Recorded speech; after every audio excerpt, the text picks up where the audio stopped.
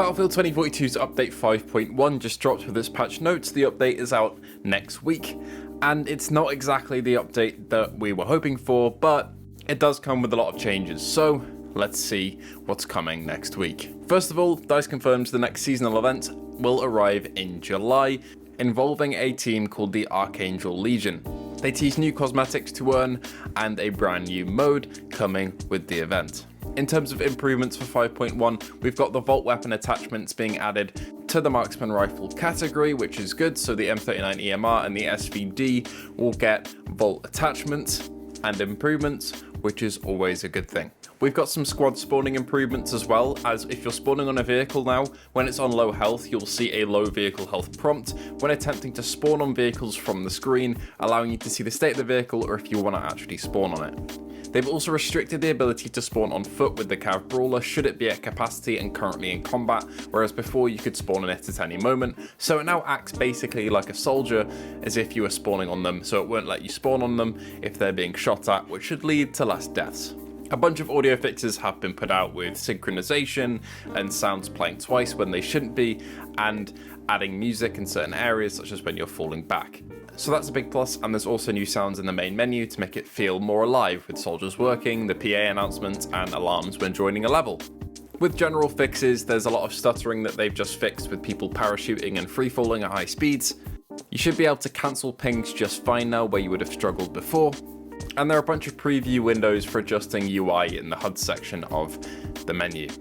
And now we go into the most unexpected, but one of the best updates from 5.1. I never thought I'd see the day, but Hazard Zone has been reworked.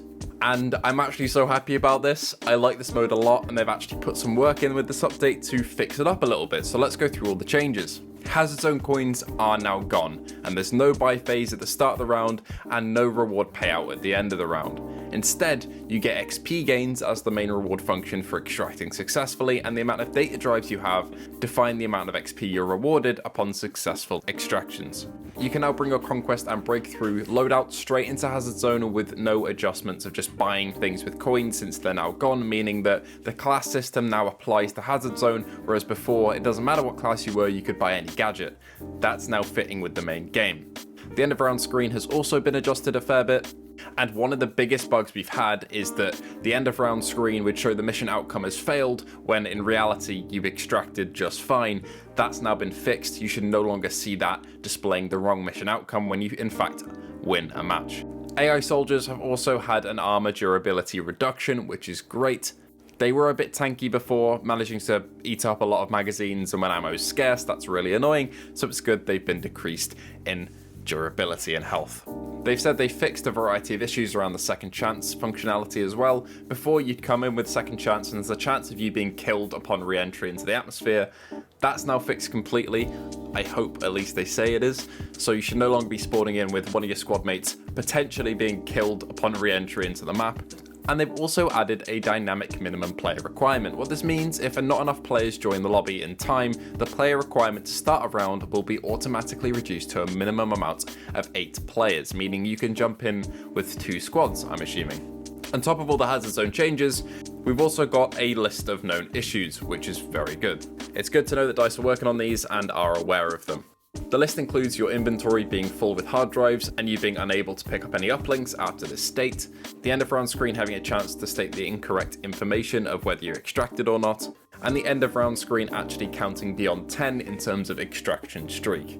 There aren't really many balance changes to the actual gameplay loop of Hazard Zone, but it's good to see all these fixes, and I really didn't expect that at all. So good job DICE, committing to a mode that you essentially said you abandoned a while ago, so it's good that you haven't.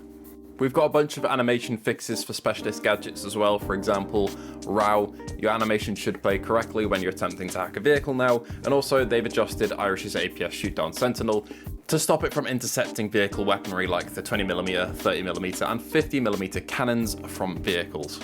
We've also got a bunch of fixes with attachments, and if you've been having issues of attachments not being displayed in the collection screen in 2042 for Vault weapons, this should now be sorted. You should be able to see them. I ran into this on day 1 of Season 5 launching, but I haven't run into it since, but I'm assuming some other people have.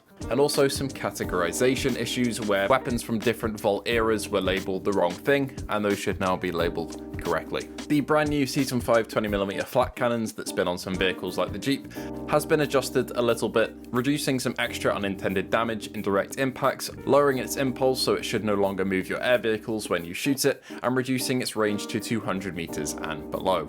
The jet rocket pods have also been increased in range, while they now have a replenishment, meaning that they'll have to replenish consistently like the other pods do in the game. I've been seeing some other people complaining about the range of the jet rocket pods, and DICE said they will look into it, and here is the outcome. They should be a lot more effective at taking out infantry in strafing runs.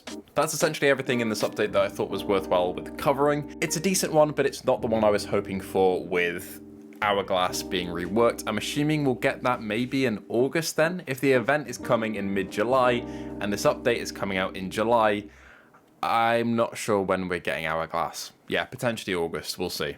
We are getting the event between now and then though, so that should help spice up the content a little bit.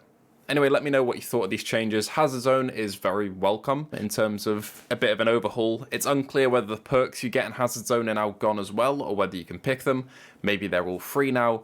Who knows, but I'll have to see when I jump in next week. Once again, let me know what you thought of these changes in the comments below. Feel free to like and subscribe if you enjoyed the video, and I'll see you in the next one.